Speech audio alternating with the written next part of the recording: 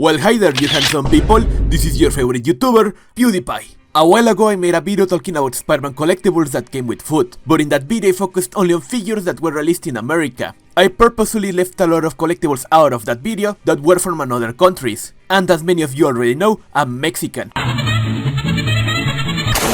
And since now a Mexican Spider-Man is more popular, I feel like I should make this video. Give me a second. You see, there is a bunch of collectibles of Spider-Man that were released exclusively in Mexico, so there's literally no one better than me to make this video. So before starting, give me a like, be sure to click the subscribe button, and send me money through my Patreon page so I can donate money to my queen Pokimane. Also, join my Discord server if you want to chat with me. And with that out of the way, let's begin! You know, I'm something of a scientist myself. So picture this, it is 2002. And the first Spider-Man movie was released. There's a Spider-Man mania everywhere, so they start with different collectibles all around the world. In Mexico, the food brand Barcel released Spider-Man figures when the first Raimi movie was released. They came in their chips. These are the figures, and honestly they look great, more so considering that they used to be sold for 10 Mexican pesos, which roughly translates to 50 cents. Just imagine that, 50 cents for a bag of chips and a Spider-Man figure. God damn it, I want my childhood back. They were 12 different monochromatic figures, with 4 limited versions of the figures fully colored, 2 for Spider-Man and 2 for the Green Goblin. I used to have all of the limited versions, but I lost them. Another promotional that came out with the first Raimi film are these holographic cards made by Marinella. They came in their pastries, like Gansito and Choco Rolls. These holographic cards were the best. I remember that I would stare at them for hours. They were 30 different holographic cards. I used to have almost all of them, but they got lost. I used to move out a lot when I was a kid. Wonder is a Mexican food brand that sells bread. Their loaves of bread came with Spider-Man keychains. I used to have them. I remember that if you poured water on them, they became sticky. So one time I threw one to the ceiling and it just attached to it. After that it was impossible to get it down. That's one of my childhood traumas.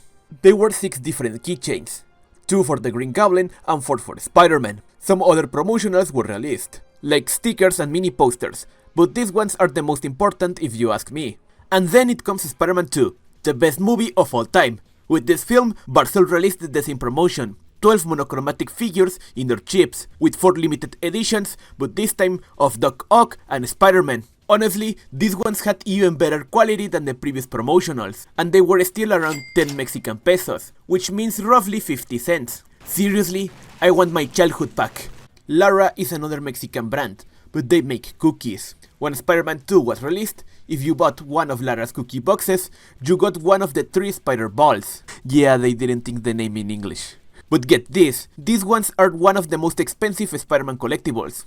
Since they were made out of a sticky rubber, it was really easy to get them dirty and basically damage them forever. So if you do find one in the first place, they go for around 100 bucks.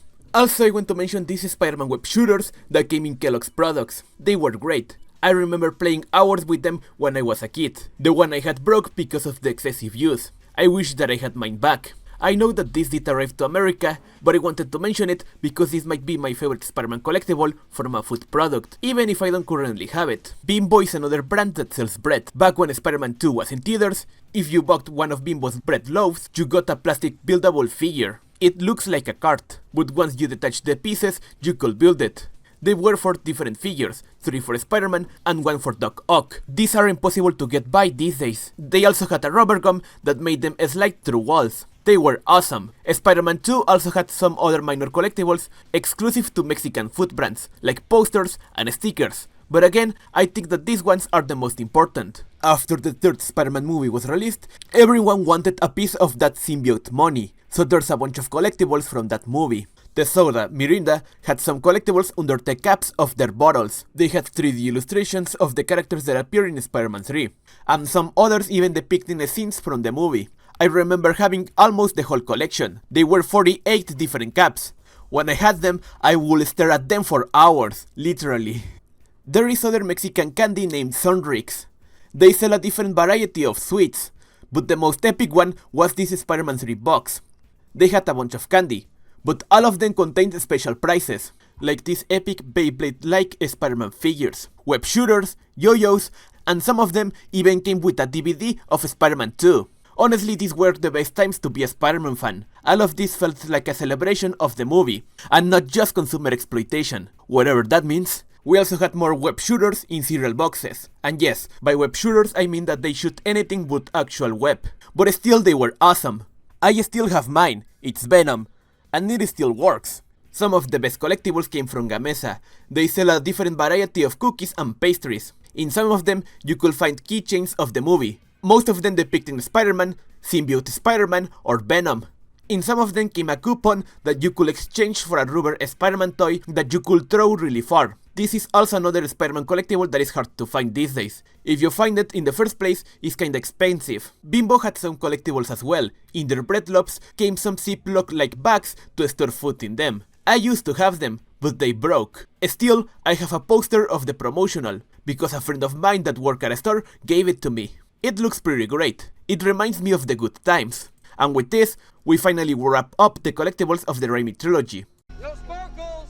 So picture this, you are a kid waiting for some news about Spider-Man 4. You wait years for the next movie, just to find out that it was cancelled. So now you're sad. After Spider-Man 4 was cancelled, we got The Amazing Spider-Man, which came with some collectibles. At this point, collectibles in food started to slow down. But still we got some. The Chips, Bocados, had some cards with characters from The Amazing Spider-Man. Maybe not the best collectibles, but still they were nice things to have if you were going to buy the chips anyway. They were 24 different cards. To be fair, they had a great quality.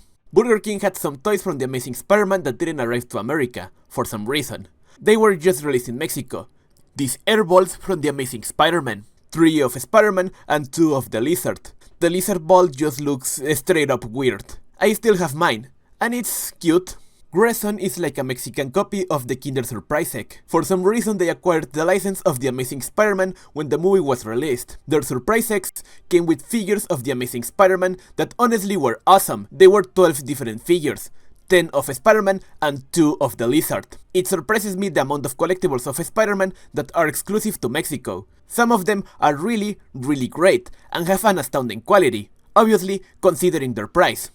And this last collectible is my favorite. In the cereals from Kellogg's came these figures from The Amazing Spider-Man. They are the mascots of the different cereals, but dressed as Spider-Man. They are so great. I have mine.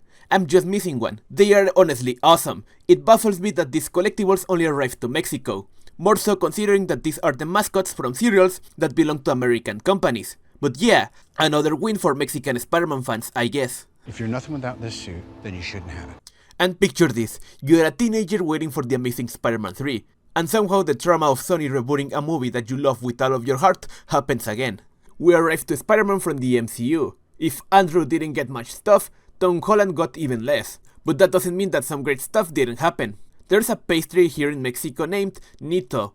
Actually, this thing had a big controversy. This thing used to be called Negrito, which is a diminutive of the word black in Spanish, which I'm not going to say, but you can imagine why the controversy happened. Well, when Spider-Man Homecoming released, Nito had some figures from the movie, 3 of Spider-Man and 2 of the Vulture. I still have mine. They are great. I usually don't buy junk food, but I'll do an exception if they come with Spider-Man collectibles. The last collectible that I'm going to mention is also one of my favorites. When Spider-Man Far From Home released, the chips named Doritos came with Spider-Man Tazos. Tazos are circles of cardboard or sometimes plastic with pictures of different characters, in this case pictures of Spider-Man. This collection in particular hit me hard because I was in high school when it happened and some people gave me their Tazos. I have more than 100 of them, almost the complete collection. I never really liked Tazos, but I loved this. They are 50 different designs, I have 48, and they are great.